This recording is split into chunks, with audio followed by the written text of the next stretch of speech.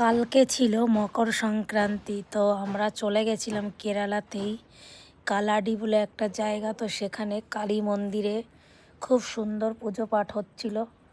তো আমিও গিয়ে মা কালীকে প্রণাম করলাম, আমি আর মনার পাপা।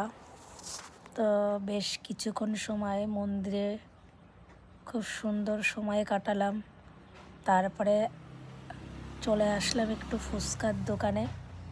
তো আমি ভিডিও করছিলাম বলে মনার পাপা তো খুবই রেগে গেছিলো। তার কারণ হচ্ছে ফুচকার দোকানের ছেলেগুলো একটুখানি হাসাহাসি করছিলো, সেটা মনার পাপা ভালো লাগেনি। তো মনার পাপা রাগ করে ফুচকা রেখে টেবিলের উপরে চলে গেছিলো। তো কী আর করা যাবে, এটা আমার কাজ, তাই আমি আমার কাজ করছিলাম। কে কী বললো আমার তাতে কোনো যায় আসে না।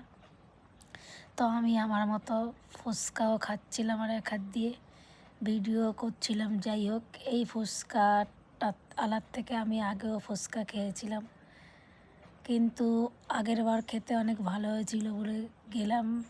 এবার যে দেখি ফুচকা খেয়ে দেখি একটুও টেস্ট না। তো ফুচকাটা খেতে তো আমার একটুও ভালো লাগেনি।